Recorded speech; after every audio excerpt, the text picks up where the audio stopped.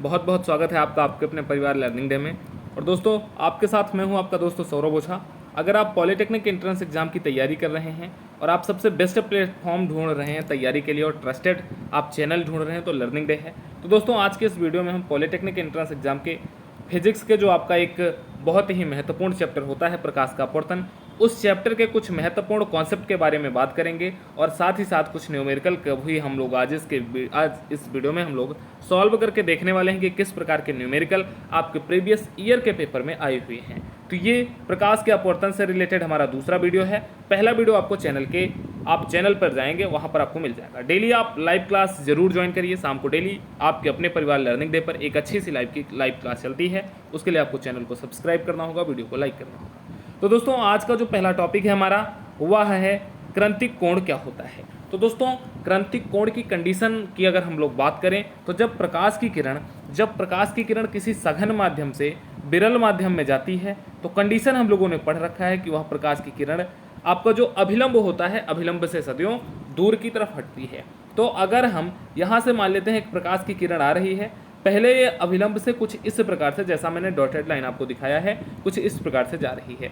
अगर दोस्तों इस किरण को थोड़ा सा और हम झुका दें तो एक ऐसी स्थिति आती है जब प्रकाश की किरण जो भी डॉटेड जा रही है यहाँ से आर एंगल बनाते हुए एक कंडीशन ऐसी आती है कि वह बिल्कुल दोनों तलों का, इधर आपका सघन माध्यम है, इधर आपका विरल माध्यम है, दोनों माध्यमों के जो विभाजित सतह है उस सतह को स्पर्श करते हुए जाती है। तो इस कंडीशन में जो आपका अपवर्तन कोण बढ़ता है वह कोण आपका 90 अंश हो जाता है और यहाँ पर जो अभिलंब के साथ एंगल बन जाता है, इस एंगल आई को ही हम सी लिख देते हैं और यही स्थिति आपकी क्रांतिक कोण कहलाती है। आपसे प्रश्न किस प्रकार से पूछेगा? आपसे प्रश्न पूछेगा कि क्रांतिक कोण पर अपवर्तन कोण का मान क्या होगा। तो आपको ध्यान रखना है साथियों, हमेशा क्रांतिक कोण पर जो आपका अपवर्तन कोण होता है वो हमेशा 90 अंश होता है। आपसे प्रश्न कुछ इस प्रकार से पूछेगा। दूसरा प्रश्न आपसे क्या पूछ सकता है कि जब क्रांतिक कोण की स्थिति कब बनती है। आपको ऑप्शन दिया जाएगा। चलिए मैं आपको ऑप्शन देता हूं, आपको फटाफट इसका आंसर कमेंट सेक्शन में देना है कि क्रांतिक कोण की स्थिति कब बनती है। नंबर 1, जब प्रकाश की किरण विरल माध्यम से सघन माध्यम में जाती है, जब प्रकाश की किरण सघन माध्यम से वायु में जाती है, जब प्रकाश की किरण सघन माध्यम से विरल माध्यम में जाती है, या फिर जब प्रकाश की किरण विरल माध्यम से वायु में जाती है। अब आप बताएंगे क्रांतिक कोण की स्थिति इसमें से कौन से ऑप्शन को हम फॉलो करेंगे तब हमारी बनेगी। बहुत बढ़िया दोस्तों, जबरदस्त, बेहतरीन। लगभग सभी साथियों ने बिल्कुल सही, बिल्कुल करेक्ट आंसर इसका दिया है। आप सभी साथियों को वेल डन, वेरी गुड दोस्तों। तो दोस्तों, हमने आपको पहले ही बताया था कि क्रांतिक कोण की स्थिति केवल और केवल तभी बनती है जब प्रकाश की किरण सघन माध्यम से विरल माध्यम में जाती है। सीधे आपको ध्यान रखना है, जब सघन माध्यम से प्रकाश की किरण विरल माध्यम में जाएगी तो विरल माध्यम में बना हुआ वह कोण जब अपवर्तन कोण 90 अंश हो जाता है तब सघन माध्यम में बना हुआ जो एंगल आई होता है ही आपका क्रांतिक कोण कहलाता है। तो जो प्रश्न मैंने आपसे पूछा था, इस प्रश्न का करेक्ट आंसर हो जाएगा ऑप्शन नंबर सी, जब प्रकाश की किरण सघन माध्यम से विरल माध्यम में जाएगी तब। अच्छा, एक प्रश्न और है आपसे कि जब प्रकाश की किरण विरल माध्यम से सघन माध्यम में जाती है तब प्रकाश की किरण अभिलंब से क्या होती है, दूर हटती है या पास आती है। अगर दूर हटती है तो आपको ऑप्शन नंबर ए लिखना है, पास आती है तब आपको ऑप्शन नंबर बी लिखना है। ठीक है, आपको इसका आंसर कमेंट सेक्शन में देना है साथियों। ये सारी चीजें मैंने आपको पहले ही बता रखा है। अब पूर्ण आंतरिक परावर्तन की जो स्थिति होती है वो किस स्थिति में होती है। अब देखो दोस्तों, जैसे क्रांतिक कोण हम लोग देख रहे थे कि यहाँ पर आई बन गया, प्रकाश की किरण बिल्कुल इसी माध्यम से जाने लगी। अब अगर हम ये जो आपकी प्रकाश की किरण आ रही है इसको थोड़ा सा और हम झुका दें तो यहाँ पर जो 90 अंश बन रहा था ये 90 अंश ना बन करके जो प्रकाश की किरण अब रेड कलर की आ रही है, रेड कलर से जिसको हम यहाँ पर इंडिकेट कर रहे हैं, वो इस माध्यम के सतह से टकराएगी और इसी माध्यम में पुनः वापस चली जाएगी। ठीक है, तो यह स्थिति आपकी क्या कहलाती है, पूर्ण आंतरिक परावर्तन कहलाती है। और यह स्थिति भी आपको ध्यान देना है केवल और केवल तभी बनेगी जब प्रकाश की किरण सघन माध्यम से विरल माध्यम में जाएगी। जब प्रकाश की किरण सघन माध्यम से विरल माध्यम की तरफ जाने वाली होती है तब एक ऐसा एंगल आता है जब प्रकाश की किरण उस सघन माध्यम से आकर के दोनों की विभाजित सतह से टकराएगी और वापस सघन माध्यम में ही लौट जाएगी, तो यह स्थिति आपकी पूर्ण आंतरिक परावर्तन की स्थिति कहलाती है। यहाँ पर एक चीज़ ये ध्यान देना है कि पहले आपका पूर्ण आंतरिक परावर्तन होगा या पहले आपका क्रांतिक कोण बनेगा। पहले कौन सी स्थिति होगी? तब आप कहोगे सर पहले हमारी क्रांतिक कोण की स्थिति आएगी, क्योंकि जब प्रकाश की किरण दोनों के सतह से होकर के जाएगी उसी के बाद पूर्ण आंतरिक परावर्तन की स्थिति आएगी। तो सबसे पहले क्रांतिक कोण की स्थिति आएगी, फिर पूर्ण आंतरिक परावर्तन की स्थिति आएगी। अच्छा, एक और महत्वपूर्ण चीज़ जो यहाँ पर हम लोगों से मिस हो गया था वो ये था, यहाँ से प्रश्न आपसे पूछा है कि जब प्रकाश की किरण वायु तथा कांच के लिए, जब प्रकाश की किरण कांच से वायु में जाती है तब क्रांतिक कोण क्या होता है? तब ध्यान देना है दोस्तों, ये आपसे पूछा गया प्रश्न है, 42 डिग्री होता है। ये आपसे जस्ट एज इट इज आपसे प्रश्न पूछा है एग्जाम में। अब दोस्तों यहाँ पर आपको एक सूत्र लिखा हुआ मिल रहा होगा, यहाँ डी क्या हो गया? सघन माध्यम। डी के सापेक्ष आर का जो अपवर्तनांक होता है वो sine C upon sine r, sine i upon sine r होता है। हमें पता है एन इज इक्वल टू क्या होता है? Sine i upon sine r. और साइन आर की वैल्यू क्या हो गई हमारी? 90 हो गई। और आई को हमने क्रांतिक कोण के कारण सी लिख दिया, तो साइन 90 अंश की वैल्यू क्या हो जाती है हमारी? 1। इसीलिए जो अपवर्तनांक होगा वो साइन सी के बराबर हो जाता है। सी क्या है? आपकी क्रांतिक कोण है। अब देखो दोस्तों, पूर्ण आंतरिक परावर्तन भी मैंने आपको बता दिया है। पूर्ण आंतरिक परावर्तन से रिलेटेड एक महत्वपूर्ण फैक्ट ये है कि इस घटना के लिए निम्नलिखित प्रतिबंध होने आवश्यक हैं। यहाँ से भी आपसे प्रश्न बन सकता है, पूछेगा, आपको ऑप्शन देगा कि किस स्थिति में पूर्ण आंतरिक परावर्तन हो सकता है। वहाँ पर आपको एक ऑप्शन दे देगा, प्रकाश सघन माध्यम से विरल माध्यम में आपतित तो होनी चाहिए। ध्यान देना है, प्रकाश की किरण सघन माध्यम से विरल माध्यम में आपतित तो होनी चाहिए। आपतित होने का मतलब वहाँ आनी चाहिए या उस माध्यम के दोनों विभाजित सतह पर आकर के गिरनी चाहिए। यहाँ तक की चीज़ें क्लियर हों तो एक बार सभी साथी थम्स अप करेंगे, फायर करेंगे। और वीडियो को अगर अभी तक आप लोगों ने लाइक नहीं किया, चूँकि आपको बताना पड़ता है ना बार बार कि भैया लाइक कर दो, भूल जाते हो, आप सो जाते हो दोस्तों, है ना। तो अगर अभी तक आप लोगों ने इस वीडियो को लाइक नहीं किया तो लाइक कर दीजिए। और अगर चैनल पर नए हो साथियों तो बिल्कुल ट्रस्टेड चैनल, बिल्कुल अपने फैमिली के चैनल की तरह विश्वास करके आप इस चैनल को सब्सक्राइब कर सकते हो। यहाँ पर जो भी आपको न्यूज़ दी जाएगी, जो भी नोटिफिकेशन दी जाएगी, सब बिल्कुल फैक्चुअल होगी, कोई लाग लपेट की बात नहीं, बिल्कुल एग्जैक्ट बातें आपसे की जाएंगी। ठीक है दोस्तों, अब यहाँ पर साथियों हम बात करते हैं दूसरी स्थिति क्या बनती है कि आपतन कोण का मान क्रांतिक कोण से हमेशा बड़ा होना चाहिए। यह स्थिति भी दोनों स्थितियां मैंने आपको बता रखी हैं ऑलरेडी कि सी के बाद ही आपका पूर्ण आंतरिक परावर्तन बनेगा और सी क्या होता है आपका क्रांतिक कोण। यह स्थिति भी सघन माध्यम से विरल माध्यम में जानी चाहिए, मैं आपको बता चुका हूँ। अब आपसे प्रश्न और कहाँ से बनता है? आपसे प्रश्न पूछेगा कि निम्नलिखित में से पूर्ण आंतरिक परावर्तन का उदाहरण कौन सा है। आपसे कुछ इस प्रकार से प्रश्न पूछेगा, आपको 4 ऑप्शन दे देगा। तब आपको ध्यान देना है साथियों, जो पूर्ण आंतरिक परावर्तन के कुछ महत्वपूर्ण उदाहरण हैं जहाँ से आपके एग्जाम में प्रश्न बनते हैं वो ये है कि जल में रखी हुई परखनली अगर चमकती है तो उसके चमकने का कारण प्रकाश का पूर्ण आंतरिक परावर्तन कहलाता है। आपको ऑप्शन दे देगा जल में रखी हुई परखनली का चमकना, तो जहाँ पर भैया ये मिल जाए आंख बंद करके इसी को लॉक कर देना और लर्निंग डे बाबा की जय बोल देना, आपका आंसर बिल्कुल सही हो जाएगा, आपका आंसर बिल्कुल सटीक हो जाएगा। या फिर दूसरा, अगर आपको कहीं पर हीरे का चमकने के बारे में पूछा जाए, आपसे पूछेगा हीरे का चमकना किस कारण से होता है। नंबर 1 प्रकाश का परावर्तन, नंबर 2 प्रकाश का अपवर्तन, नंबर 3 पूर्ण आंतरिक परावर्तन, नंबर 4 विकिरणन। तब आप क्या बताओगे? आप कहोगे सर जो प्रकाश की किरण होती है, हीरे का चमकना पूर्ण आंतरिक परावर्तन का एक बहुत बढ़िया सा, प्यारा सा, खूबसूरत सा, मासूम सा उदाहरण है। ठीक है दोस्तों, क्लियर हुआ। इसके बाद पूछेगा रेगिस्तान तथा ठंडे इलाकों की मरीचिका आदि का पूर्ण आंतरिक परावर्तन ही इसका, इन सभी के एग्जाम्पल हैं। क्लियर दोस्तों, 3 महत्वपूर्ण एग्जाम्पल हैं। इन्हीं तीनों में से आपके यहाँ प्रश्न काफ़ी बार देखा गया है कि पूछता है। ठीक है दोस्तों, पूर्ण आंतरिक परावर्तन, यहाँ तक आपका क्लियर हो गया डाउट। अगर यहाँ तक आपको कोई समस्या है, अगर आपका कोई डाउट है तो आप सभी साथी कमेंट सेक्शन में लिखेंगे, मैं आपके लिए 24/7 अवेलेबल हूँ साथियों। या फिर आप नीचे डिस्क्रिप्शन में चले जाएंगे, वहाँ पर आपको मेरा कॉन्टैक्ट डिटेल मिल जाएगा, आपको वहाँ पर मेरी इंस्टाग्राम आईडी मिल जाएगी, वहाँ से आप मेरे से संपर्क कर सकते हैं। इसके बाद की चीज़ें दोस्तों अगर हम देखते हैं तो एक स्थिति आती है आपकी प्रिज्म की। प्रिज्म क्या होता है? अच्छा, इसके बाद हम लोग न्यूमेरिकल भी करने वाले हैं, बहुत बढ़िया न्यूमेरिकल मैंने आज की स्लाइड में आप लोगों के लिए लगा रखा है। दोस्तों आपसे पूछेगा प्रिज्म क्या है। प्रिज्म एक ऐसा समांग पारदर्शी माध्यम होता है जैसे कांच, जो किसी कोण पर झुके हुए दो समतल पृष्ठों से घिरा हुआ होता है, अर्थात किसी कोण पर झुके दो समतल पृष्ठों के बीच स्थित किसी पारदर्शी माध्यम को प्रिज्म कहते हैं। देखना है, ध्यान देना है दोस्तों, आपने ऐसी स्थिति बहुत बार देखी होगी। प्रिज्म को अधिकतर हम इसी तरह से बना देते हैं और यही हमारा क्या कहलाता है दोस्तों, यही हमारा कहलाता है प्रिज्म कहलाता है। प्रिज्म की जो सबसे महत्वपूर्ण स्थिति क्या बनती है, कुछ इस प्रकार से आपसे प्रिज्म बना देगा और यहाँ पर एक एंगल बनता है, इस एंगल को हम लोग कहते हैं ए। इस ए को हम क्या बोलते हैं दोस्तों, आप कहोगे सर इस ए को हम प्रिज्म का कोण बोलते हैं। प्रिज्म का कोण क्या होता है, जिस एंगल पर दो समतल पारदर्शी माध्यम या पारदर्शी कांच एक दूसरे से झुके हुए होते हैं, उसी को हम प्रिज्म का कोण बोलते हैं और प्रिज्म का कोण ए होता है। दोस्तों प्रश्न आपसे कहाँ बनता है दोस्तों, प्रश्न आपसे बनता है न्यूमेरिकल पर यहाँ से, और आपसे कुछ इस प्रकार से प्रश्न पूछेगा, कह देगा कि आप प्रिज्म के पदार्थ का अपवर्तनांक बताइए यदि प्रिज्म का जो कोण है वो 60 अंश है और उनके बीच का जो विचलन हो रहा है विचलन 30 अंश है।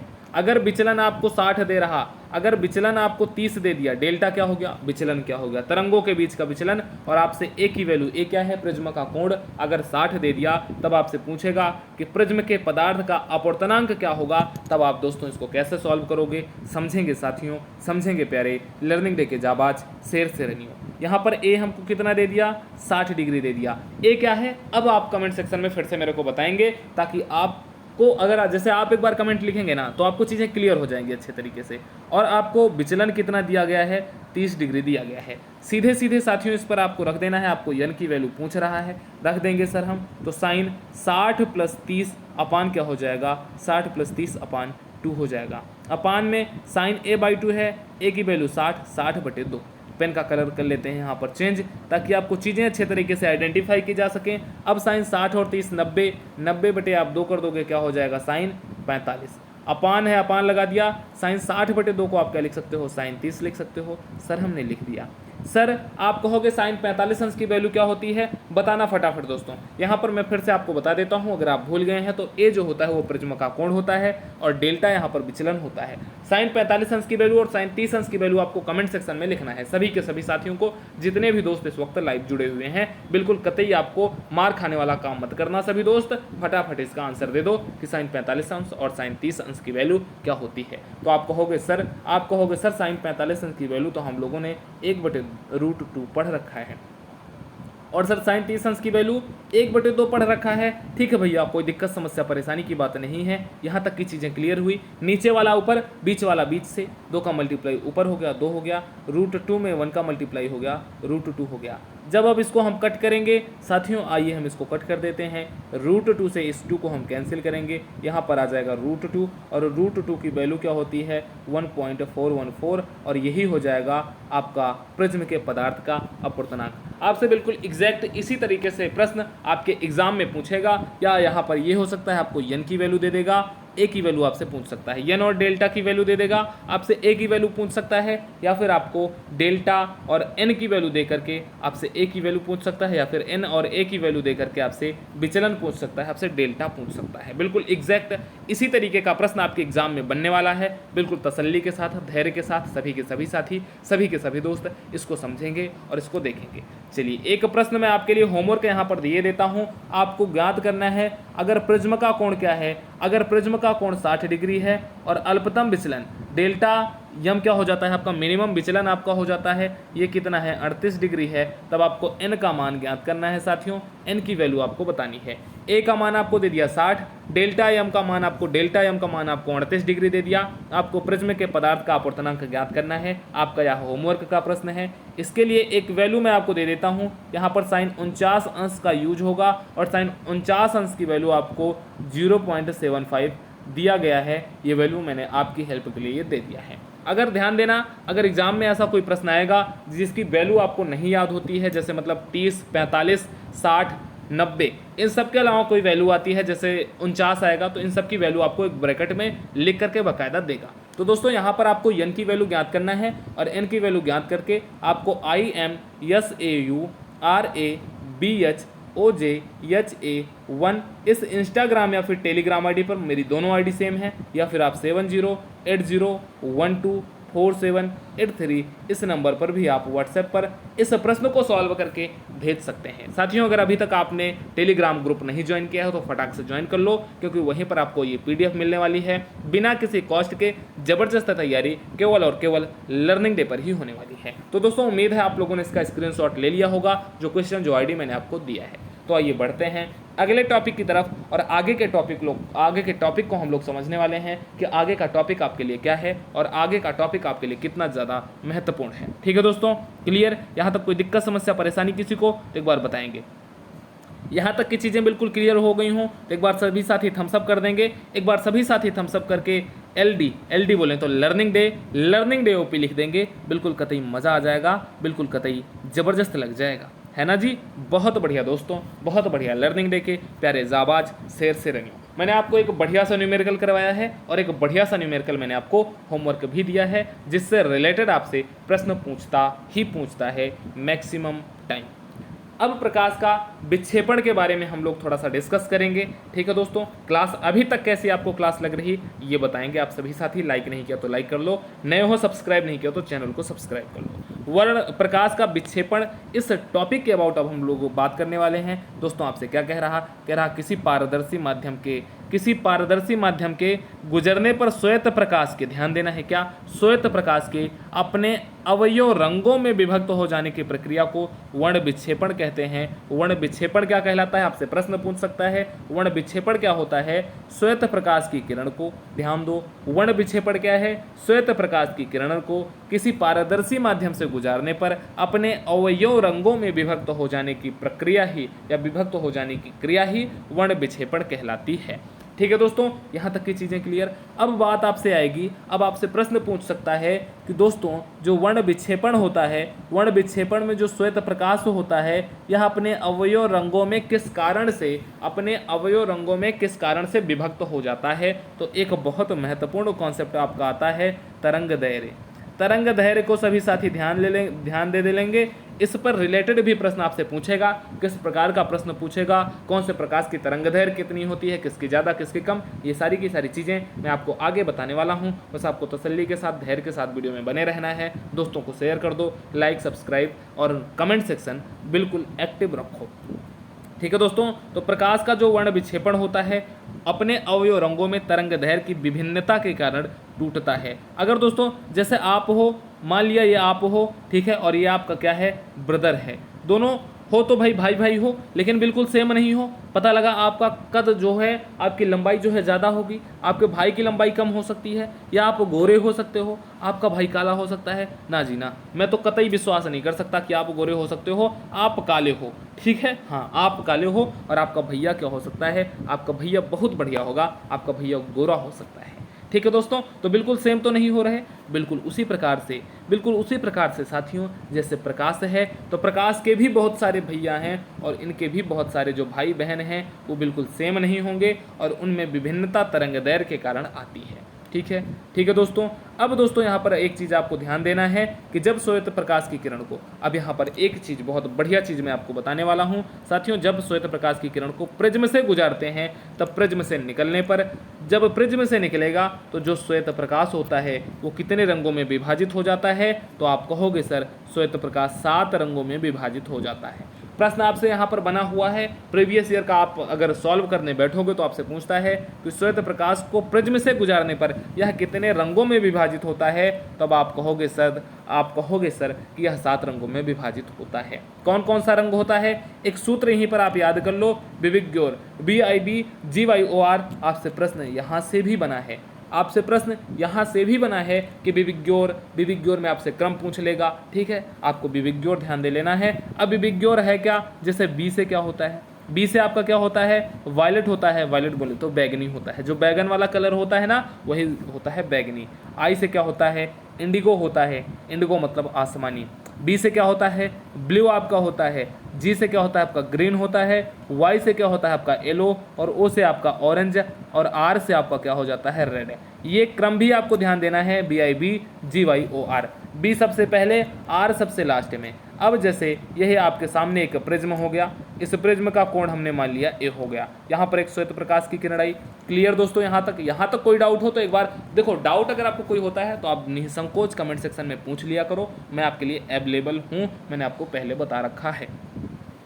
दोस्तों ये आपके सामने एक प्रिज्म है, इस प्रिज्म से हम लोगों ने एक श्वेत प्रकाश की किरण को प्रकाशित किया है, एक श्वेत प्रकाश की किरण को इस प्रिज्म पर डाला है। अब जो श्वेत प्रकाश की किरण आएगी वो आर सबसे ऊपर हो जाएगा, उसके नीचे ओ, उसके नीचे वाई, उसके नीचे जी, उसके नीचे बी और उसके नीचे आई, उसके नीचे बी। आपका यही बन जाता है बिबिग्योर। बिबिग्योर का क्रम नीचे से ऊपर की तरफ बनता है। अगर यहीं पर अगर हम प्रिज्म को इस प्रकार से पलट देंगे तब आपका जो बिबिग्योर का क्रम बनेगा वो ऊपर से नीचे बनेगा। ऊपर आपका बी बन जाएगा और नीचे आपका क्या बन जाएगा, नीचे आपका साथियों आप कहोगे सर नीचे आपका आर बन जाएगा। क्लियर दोस्तों, यहाँ तक किसी को कोई दिक्कत समस्या परेशानी? ठीक है भैया, कोई दिक्कत नहीं सर, कोई दिक्कत नहीं सर, बिल्कुल कतई मस्त क्लास आपकी चल रही, बिल्कुल मौज आ जा रही। यहाँ से प्रश्न आपसे पूछता है कि सबसे अधिक विचलन किस रंग के प्रकाश का होता है। ध्यान से प्रश्न सुन लो, सबसे अधिक विचलन किस रंग के प्रकाश का होता है। तो ध्यान दो, यहाँ पर श्वेत प्रकाश की किरण आती है, यहाँ पर जाती है, इस आर को ये अपने पास रख रही, ओ को उससे थोड़ा सा दूर, वाई को उससे थोड़ा सा दूर, जी को उससे थोड़ा सा दूर, बी को उससे थोड़ा सा दूर, आई को उससे थोड़ा सा दूर, और बी को भैया ये कहती है बी तुम सबसे दूर चले जाओ। तो सबसे ज़्यादा जो आपका विचलन होता है साथियों बी का होता है। वी बोलें तो बैगनी प्रकाश के तरंग का सबसे अधिक विचलन बैगनी रंग का होता है, फिर आई का होता है, फिर बी का होता है, फिर जी का होता है, फिर वाई का होता है, फिर ओ का, फिर आपका आर का हो जाता है। मतलब अगर आप विचलन के क्रम में चलेंगे तो विचलन आपका ऊपर से नीचे की तरफ क्या होता है, बढ़ता है। आर का विचलन सबसे कम और बी का विचलन सबसे अधिक होता है। ठीक है दोस्तों, यहाँ तक की उम्मीद है चीज़ें आपको बिल्कुल ज़बरदस्त, बिल्कुल बेहतरीन तरीके से सारी की सारी चीज़ें क्लियर हुई होंगी। अब आपसे प्रश्न यहाँ से भी पूछता है कि किस प्रकाश के किरण की जो तरंग दैर्घ्य होती है वो सबसे अधिक होती है। तो दोस्तों जैसे B I B G Y O R में हम लोगों ने देखा था कि जब बी से आर की तरफ हम लोग चलते हैं तो विचलन क्या होती है, कम होती है। ठीक है, अब आपको यहाँ पर ध्यान देना है कि बी से अगर आप आर की तरफ चलोगे तो तरंग दैर्घ्य आपकी क्या होगी, बढ़ेगी। बोलो क्लियर है, बोलो दोनों पॉइंट क्लियर है या नहीं क्लियर है। बी भैया बैगनी हो गया, बैगनी रंग के प्रकाश का किरण, विचलन सबसे अधिक होगा और तरंग दैर्घ्य सबसे कम होगी। विचलन सबसे अधिक, तरंग दैर्घ्य सबसे कम। उसी प्रकार से यह क्रम नीचे की तरफ बढ़ता चला जाएगा और जो नीचे है भैया आपका छोटका सा ही आर, लाल लाल सा कलर है ना। अब लाल कलर सुन के थोड़ा सा हर्ट वर्ट पे मत चले जाना, वरना अपने दिल उल पे चले जाना। ठीक है ना, बिल्कुल लाल, ये लाल कलर की बात यहाँ पर हो रही है साथियों। तो आर जो होता है, आर का जो विचलन होता है वो सबसे कम होता है और आर की जो तरंग दैर्घ्य होती है वो सबसे अधिक होती है। प्रश्न यहाँ से भी आपसे बनता है कि किस प्रकाश के किरण का तरंग दैर्घ्य सबसे अधिक होता है। तो भैया आप आंख बंद करके लाल मार देना और पूछेगा किस प्रकाश के किरण की तरंग दैर्घ्य सबसे कम होती है, तो आंख बंद करके बैगनी पे मार देना। तो दोस्तों यहाँ तक की चीज़ें आपको कैसी लगी, कोई डाउट हो तो आप बताओ। इसके बाद हम लोग न्यूमेरिकल की तरफ बढ़ने वाले हैं, क्योंकि बहुत सारी बच्चे कहते हैं कि सर जी हमको प्रश्न सॉल्व करना नहीं आता, थोड़ा सा हमको प्रश्न सॉल्व करना बता दीजिए। तो साथियों अब इसके बाद हम लोग प्रश्न सॉल्विंग की तरफ बढ़ने वाले हैं। कोई डाउट, कोई दिक्कत समस्या परेशानी हो तो बताना। यहाँ तक की चीज़ें क्लियर हों तो एक बार थम्स अप करेंगे, लाइक नहीं किया तो लाइक कर दो, बार बार आपको याद दिलाना पड़ता है, शेयर कर दो, सब्सक्राइब कर लो। ठीक है साथियों, उम्मीद है सभी को सारी चीज़ें बिल्कुल अच्छे तरीके से समझ में आई होंगी। एग्जाम के पॉइंट ऑफ व्यू से जो जो चीज़ें महत्वपूर्ण बनती थी आपके अपूर्णांक चैप्टर से हम लोगों ने डिस्कस किया है। इसके अलावा कोई टॉपिक बच गया हो तो आप कमेंट सेक्शन में लिख देना, मैं देख करके उस पर भी वीडियो आपको अवेलेबल करवा दूंगा। और लाइव क्लास में हम लोग, जब फिजिक्स की लाइव क्लास होती है उसमें हम लोग न्यूमेरिकल देखते हैं और रिकॉर्डेड क्लास में हम लोग कॉन्सेप्ट समझते हैं। यह क्वेश्चन आप नोट कर लो, ध्यान दे लो, यह क्वेश्चन रिपीटेड क्वेश्चन है, मतलब सीधी सीधी बात है, महत्वपूर्ण प्रश्न है आपके लिए। अब इसका आप स्क्रीनशॉट ले लो और इस प्रश्न को भी आपको सॉल्व करके साथियों भेजना है। आपके लिए 2 होमवर्क हो गया। ठीक है जी, स्क्रीनशॉट ले लो, आपको PDF ऑलरेडी मैं बोल चुका हूँ अवेलेबल करवा दी जाएंगी। अब जो इस चैप्टर के प्रश्न बनते हैं लाइव क्लास के माध्यम से आपको सारे के सारे प्रश्न करवाए जाएंगे, जो भी न्यूमेरिकल वाले प्रश्न बनते हैं। मैथ की क्लास ऑलरेडी बहुत बढ़िया चल रही है मेरे माध्यम से। फिजिक्स से पहले प्रशांत सर पढ़ाते थे, प्रशांत सर का एग्जाम आ गया, आप लोगों ने डिमांड किया कि सर किसी और को मत लाइए, आप ही पढ़ा दीजिए, तो आप लोगों की डिमांड पर फिजिक्स की क्लास में लेकर के आता हूँ। तो जैसे आप लोगों की डिमांड और आप लोगों की बात मैं माना हूँ, वैसे आप भी थोड़ा सा मेरी बात मान लो, चैनल को शेयर वेयर कर दिया करो अपने साथियों के पास, है ना। जल्दी से जल्दी चैनल का टारगेट पूरा करवाओ। तो दोस्तों होमवर्क नंबर 2 हो गया। उम्मीद है आपको सारी की सारी चीज़ें मजा आई होंगी, पढ़ के अच्छा लगा होगा। अच्छा, केमिस्ट्री सबसे हार्ड जो सब्जेक्ट लगता है भैया वो केमिस्ट्री लगता है, और केमिस्ट्री का बिल्कुल गर्दा मचाने हर्षित सर आ जाते हैं क्लास। बहुत बढ़िया क्लास हर्षित सर की प्लेलिस्ट में पड़ी हुई है, देख लो, बिल्कुल कतई उद्धार हो जाने वाला है। ठीक है दोस्तों, तो उम्मीद है आज का सेशन आपको अच्छा लगा होगा। मुझे भी बहुत अच्छा लगा आप लोगों के साथ कम्युनिकेट करके, आप लोगों ने अपना टाइम दिया, बहुमूल्य टाइम दिया। तो दोस्तों नमस्कार, जय हिंद, take care, love you, thank you मेरे प्यारे साथियों, नमस्कार, जय हिंद।